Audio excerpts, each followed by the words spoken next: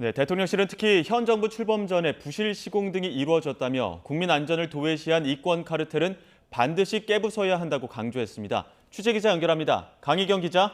네, 용산 대통령실입니다. 네, 윤 대통령이 부실공사 문제와 관련해서 이권 카르텔 문제를 지적했습니다. 어떤 내용인지 자세하게 알려주시죠.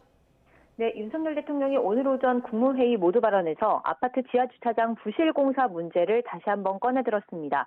전수조사를 지시한 지 하루 만입니다. 윤 대통령은 이번에 설계와 시공, 감리 모든 분야에서 부실이 드러났다고 지적했습니다. 특히 현재 입주민이 거주하고 있는 아파트의 무량판 공법 지하주차장은 모두 현 정부 출범 전에 설계 오류와 부실 시공 등이 이루어졌다고 밝혔는데요. 사실상 지난 정권을 겨냥한 발언으로 풀이됩니다. 그러면서 이런 문제의 근본 원인이 건설 산업의 이권 카르텔에 있다고 지적하며 국민 안전을 도외시한 이권 카르텔은 반드시 깨부숴야 한다고 강조했습니다. 직접 들어보겠습니다. 혁신과 개혁은 머리로만 하는 게 아니라고 제가 누누이 얘기한 바 있습니다.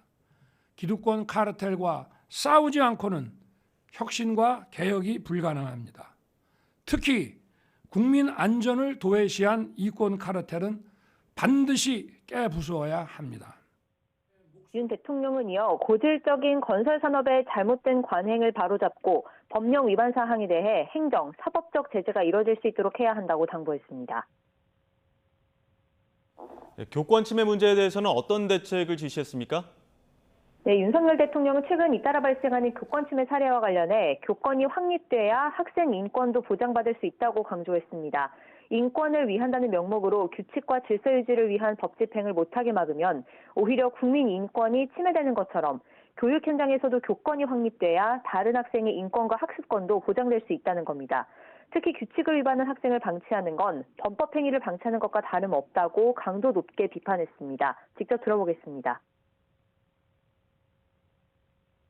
학생 인권을 이유로 해서 규칙을 위반한 학생을 방치하는 것은 인권을 이유로 사회 질서를 해치는 범법 행위를 방치하는 것과 다를 바 없습니다.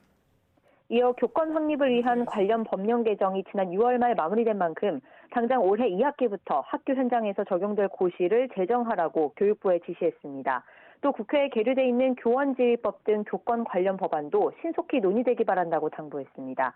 지금까지 용산 대통령실에서 YTN 강희경입니다.